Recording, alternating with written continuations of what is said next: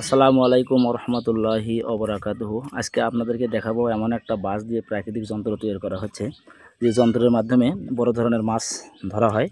এবং এটা আসলে গ্রাম অঞ্চলের প্রাকৃতিক একটা জিনিস, যাকে বলা হয় ঠুসি বা এটা দিয়ে গ্রামের মানুষ মাছ ধরে। দাদা, এটা কি? এটা আসলে মাছ ধরা হাতিয়ার। মাছ ধরা হাতিয়ার। এটা কোথায় বসাবেন?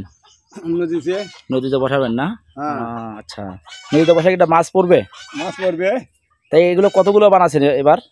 আছে ৫-৭টা। ৫-৭টা না? এটা একটা বানাতে কতক্ষণ সময় লাগে আপনার? কতদিন বড় মিনিট ২০। মিনিট ২০ না?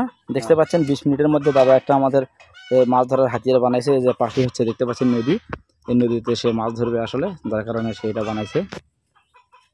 তাহলে এগুলো কি এখন মোড়ায়া দিবেন আবার? হ্যাঁ। তাই না? যাক দাদা, এই কাজ কতদিন থেকে করেন? না নিজেরাই শুধু বানিয়ে বানিয়ে মাছ ধরার জন্য ইয়ে করেন? নিজেরা মাছ খাওয়ার জন্য করি। প্রত্যেক বছরই বানান তাই না? বাড়ির কাছে বিল। তাই না?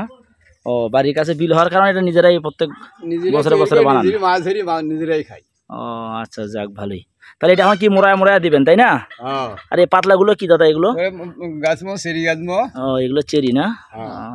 যাক, তাহলে এটা কাজ আপনার হয়ে গেছে। আচ্ছা, এটা মাছ ঢুকবে কোথায় আসলে এটার ভিতরে?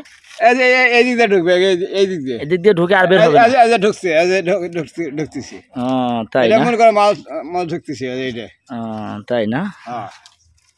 যাক, তাহলে আপনারা দেখতে পাচ্ছেন এই যে এটা আসলে একটা চেরি। এটা হচ্ছে মুখ। এটার ভেতর দিয়ে যে ভেতরে এখানে দেখা যাচ্ছে, এখানে মাছগুলো ঢুকবে এবং রাত্রে বসাবে, সকালে যা মাছগুলো ঝাড়িয়ে নিয়ে এসে সে তার ওয়াইফকে দেবে রান্না করে খাওয়ার জন্য। যাই হোক দাদা, খুব ভালো লাগলো। আপনি খুব ভালো জিনিস বানাচ্ছেন, আরও বানান এবং এগুলো দিয়ে মাছ ধরেন, ধরে ধরে খান। খুব ভালো একটা জিনিস। এই যে দেখেন তেল দিয়ে সে কাজ করতেছে।